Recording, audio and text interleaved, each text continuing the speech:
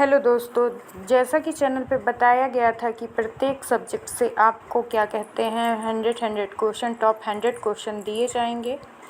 इसी हफ्ते आपका क्या कहते हैं प्रयास ये किया जाएगा कि सभी सब्जेक्ट के 100 क्वेश्चन कंप्लीट करा दिया जाए, जिसका सीरीज फर्स्ट जो है ये हम स्टार्ट कर रहे हैं CDP का। 20 क्वेश्चन हैं। आप लोग सभी लोग बड़े ध्यान से इसको देखिएगा, क्योंकि इसी 100 क्वेश्चन में से क्या कहते हैं आप लोगों को क्वेश्चन मिल जाएगा। जो भी क्वेश्चन यूपी टेट जुलाई में आएंगे इसी से आने वाले हैं।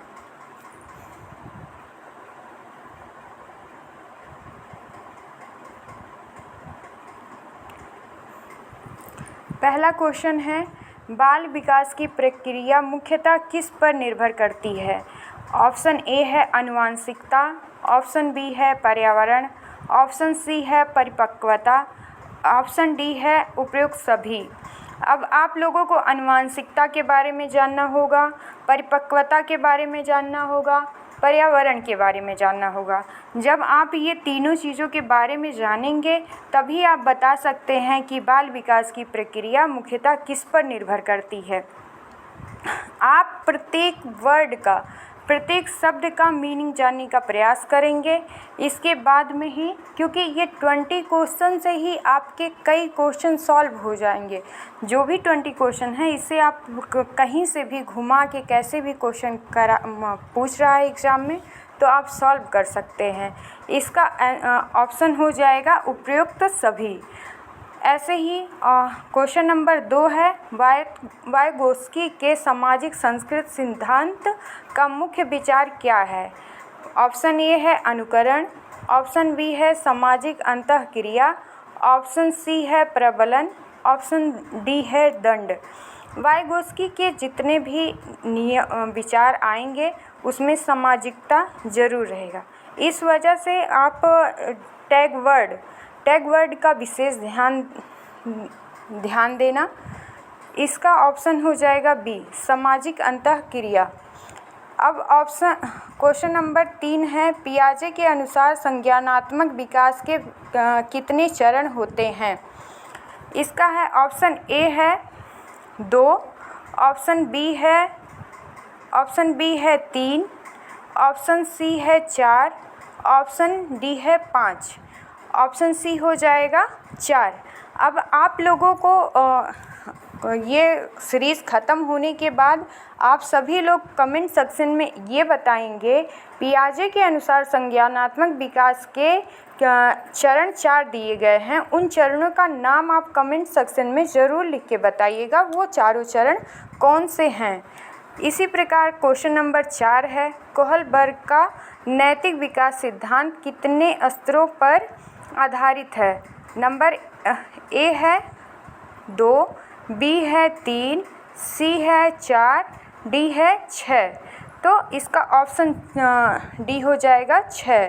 क्वेश्चन नंबर 5 है, निम्न में से कौन सा अधिगम का सिद्धांत नहीं है? ऑप्शन ए है शास्त्रीय अनुबंधन, ऑप्शन बी है प्रचलन अनुबंधन, ऑप्शन सी है अवलोकन अधिगम, ऑप्शन डी है संज्ञानात्मक विकास। तो इसका ऑप्शन डी हो जाएगा संज्ञानात्मक विकास। क्वेश्चन नंबर 6 है, अधिगम की स्थायित्व को मापने का सर्वोत्तम साधन क्या है? ऑप्शन ए है साधन परीक्षण, ऑप्शन बी है उपलब्धि परीक्षण, ऑप्शन सी है बुद्धि परीक्षण, ऑप्शन डी है अभिरुचि परीक्षण। इसका ऑप्शन बी हो जाएगा उपलब्धि परीक्षण। इसी प्रकार क्वेश्चन नंबर 7 है, जोन ऑफ प्रॉक्सिमल डेवलपमेंट की संकल्पना किसने दी? ऑप्शन ए है पियाजे, ऑप्शन बी है वाइगोत्स्की, ऑप्शन सी है स्किनर, ऑप्शन डी है वूनर। इसी को जोन ऑफ प्रॉक्सिमल डेवलपमेंट को ही GPD कहा जाता है, जिसको क्या कहते हैं? ऑप्शन बी हो जाएगा वाइगोत्स्की। क्वेश्चन नंबर 8 है, बालक की प्रथम भाषा के विकास में कौन सा तत्व सबसे अधिक महत्वपूर्ण है? प्रथम भाषा के विकास में याद रहे, ऑप्शन ए है अनुकरण, ऑप्शन बी है प्रबलन, ऑप्शन सी है सामाजिक अंतःक्रिया, ऑप्शन डी है उपयुक्त सभी। तो इसका ऑप्शन डी हो जाएगा उपयुक्त सभी। निम्न में से कौन सा बुद्धि को प्रभावित नहीं करता है? इसका ऑप्शन ए है वंशानुक्रम, इसका बी ऑप्शन है वातावरण, इसका सी ऑप्शन है परिपक्वता, डी ऑप्शन है रंग। बुद्धि को प्रभावित नहीं करता है। रंग किसी का रंग काला है, किसी का रंग गोरा है, किसी का रंग सांवला है, ये किसी के क्या कहते हैं, बुद्धि को प्रभावित नहीं करता है। जबकि वंशानुक्रम, वातावरण और परिपक्वता ये हमारी बुद्धि को प्रभावित करता है। ऐसे क्वेश्चन नंबर डी है, स्मृति के प्रकार नहीं है। स्मृति ऑप्शन ए है तत्कालिक स्मृति, ऑप्शन बी है अल्पकालिक स्मृति, ऑप्शन सी है दीर्घकालिक स्मृति, ऑप्शन डी है भावनात्मक स्मृति। तो इसका ऑप्शन डी हो जाएगा भावनात्मक स्मृति।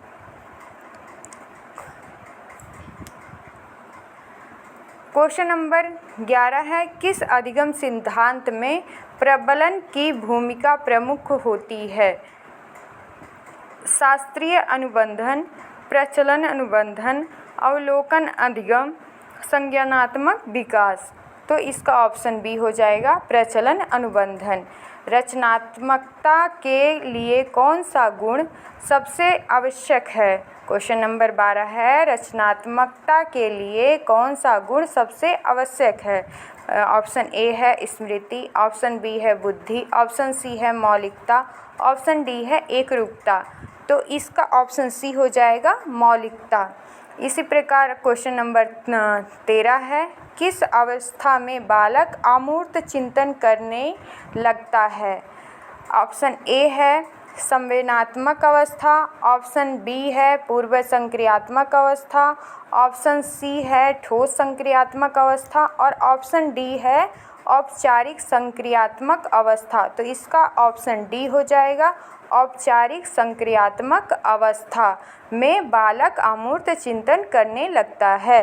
भाषा विकास का प्रारंभ किससे होता है?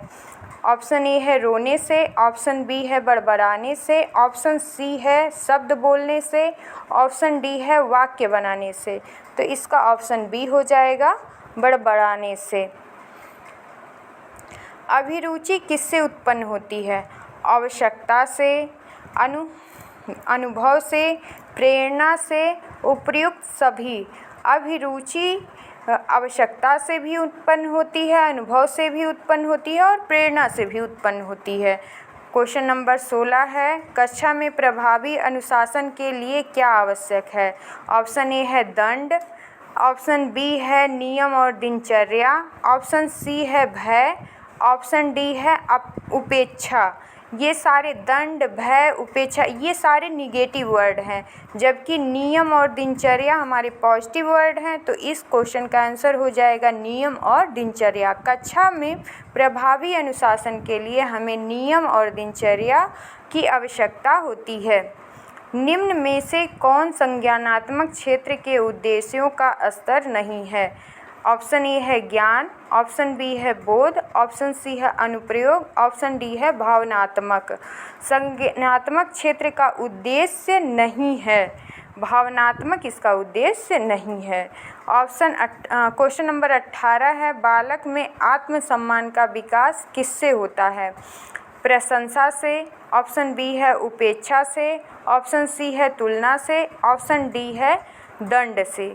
इसका ऑप्शन ए हो जाएगा प्रशंसा से बालक में आत्मसम्मान का विकास होता है। समाजीकरण की प्रक्रिया मुख्यतः किसके द्वारा होती है? परिवार, ऑप्शन ए है परिवार, ऑप्शन बी है विद्यालय, ऑप्शन सी है साथियों का समूह, ऑप्शन डी है उपयुक्त सभी। समाजीकरण का विकास जो है वो परिवार, विद्यालय, साथियों का समूह इस सब से होता है। क्वेश्चन नंबर 20 और लास्ट क्वेश्चन है, समग्र विकास का क्या अर्थ है? केवल बौद्धिक विकास, बी केवल शारीरिक विकास, सी शरीर मन भावनाओं एवं सामाजिक पक्षों का विकास। ऑप्शन डी है केवल नैतिक विकास। केवल शब्द जो है वो निगेटिव शब्द है, निगेटिव वर्ड है। कहीं पे भी केवल जो है ऑप्शन में आ रहा है तो उस ऑप्शन को ज़्यादातर गलत ही किया जाएगा। इसलिए क्या कहते हैं, इसका ऑप्शन सी करेक्ट होगा, शरीर मन भावनाओं एवं सामाजिक पक्षों का विकास। अब क्वेश्चन आप लोगों को आज दिया गया है कि आप इसका कमेंट सेक्शन में आप लोग ज़रूर बताएंगे कि पियाजे के अनुसार संज्ञानात्मक विकास के जो 4 चरण दिए गए हैं वो चारों चरण कौन कौन से हैं, और उसकी आयु भी आप लोग कमेंट सेक्शन में बताएंगे कि क्या कहते हैं उनकी आयु कब से कब तक का है। अगर आप लोगों को ये सेक्शन अच्छा लगा हो तो आप लोग इस चैनल को सब्सक्राइब कर लीजिए और लाइक करिए, कमेंट करिए। Thank you.